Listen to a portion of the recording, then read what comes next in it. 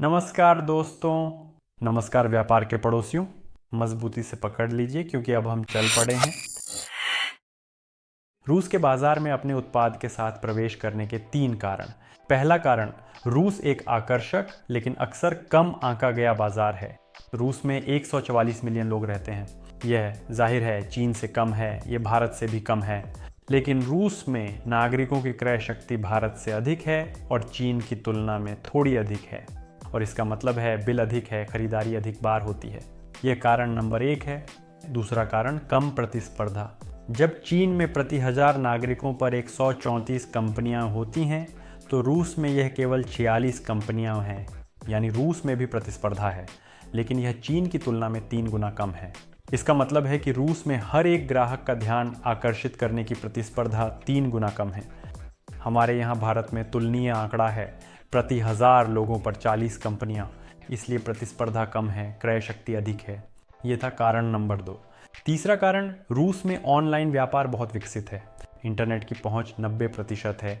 इसका मतलब है कि 13 करोड़ लोग ऑनलाइन हैं और ऑनलाइन व्यापार 2019 से 2024 तक सिर्फ 5 सालों में 7.5 गुना बढ़ गया है और कुल ऑनलाइन ट्रैफिक का 65 से 70% हिस्सा यानी ऑनलाइन व्यापार का मार्केट प्लेस जैसे ओज़ोन, वाइल्डबेरीज, यांडेक्स के पास है। इसलिए आपको आपकी कंपनी को अपने उत्पाद के लिए नई ऑडियंस बनाने की ज़रूरत नहीं है। आप बस पहले से मौजूद बेस से जुड़ते हैं और बेचते हैं और बेचते हैं।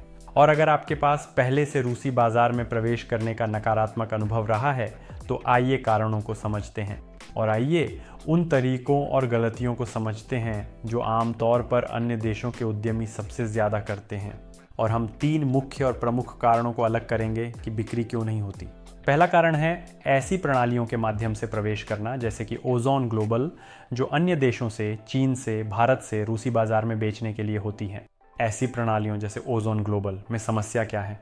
समस्या ये है कि डिलीवरी बहुत लंबी होती है। ये दिन, हफ्ते और कभी कभी महीने भी हो सकते हैं।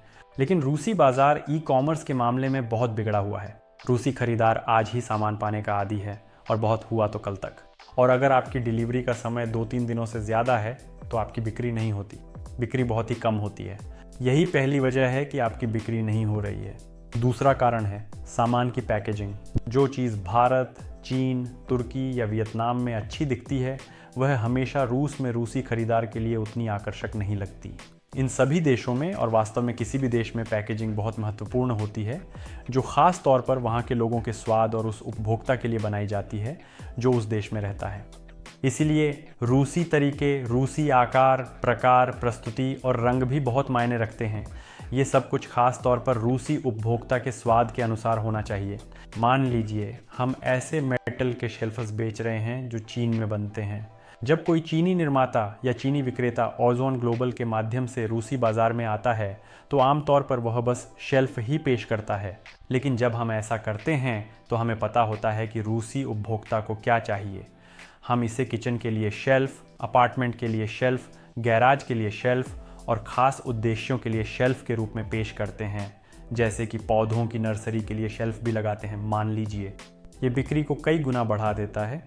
इससे बिक्री कई गुना अधिक हो जाती है। और ताकि इस शेल्फ की कद्र हो, ठीक इसी शेल्फ की, ठीक इसी नाम के साथ, भले ही रूसी बाज़ार में ऐसे शेल्फ़ों की गिनती नहीं की जा सकती, लेकिन हम अपने शेल्फ के साथ, अपने नाम के साथ मॉस्को फैशन वीक में शामिल होते हैं। हम 2025 में मॉस्को फैशन वीक के आधिकारिक फर्नीचर आपूर्तिकर्ता हैं, जिस पर उस सप्ताह प्रस्तुत किए गए सभी उत्पाद रखे गए थे। ये ग्राहक को क्या बताता है कि यह फैशनेबल है।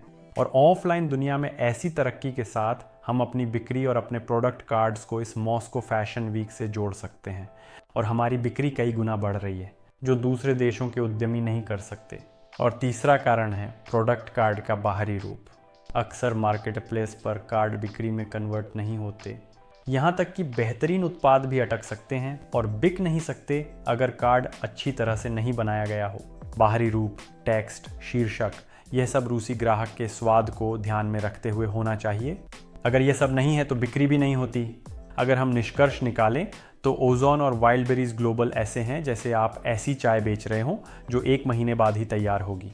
जबकि रूस में लोग वही चाय पसंद करते हैं जो 5 मिनट में तैयार हो जाए, सुंदर पैकिंग में हो, स्वादिष्ट और गुणवत्तापूर्ण हो। क्योंकि हमारे देश में खरीदार मार्केट प्लेस के कारण बहुत ज़्यादा बिगड़ चुके हैं, ये बात मैं बार बार दोहराता रहूँगा। मेरे दोस्तों, मैं इस चैनल को इसी फॉर्मेट में चलाऊँगा। इस चैनल पर मैं आपको बताऊँगा कि रूसी बाज़ार कैसे काम करता है, मार्केट प्लेस पर कौन से एल्गोरिदम काम करते हैं, हमारे यहाँ लॉजिस्टिक्स कैसे होती है और रूसी संघ के क्षेत्र में सामान बेचने पर कौन कौन सी टैक्स संबंधी जिम्मेदारियाँ आती हैं, रूसी बाज़ार में कैसे प्रवेश करें और अपनी बिक्री कैसे बढ़ाएं, अपनी बिक्री के लिए एक अतिरिक्त देश कैसे जोड़ें या पहले से मौजूद बिक्री की मात्रा को कैसे बढ़ाएं, इन सब के बारे में भी बताऊंगा। अगर आप अभी रूसी बाज़ार में प्रवेश करने की योजना बना रहे हैं या अगर आप हमारे बाज़ार में पहले से मौजूद हैं लेकिन आपकी बिक्री की मात्रा आपको संतुष्ट नहीं कर रही है, तो हमसे संपर्क करें। हम इस काम में आपकी मदद करने के लिए हमेशा तैयार हैं। हमें निजी संदेश भेजें, हम हमेशा संवाद के लिए खुले हैं। नई डील्स तक मेरे दोस्तों, अलविदा। Это мой оператор, просто охуенно. Я говорю, переснимаем дубль, он говорит, да вообще, все нормально, не парься, расслабься. Вот с такими людьми приятно работать. Итак,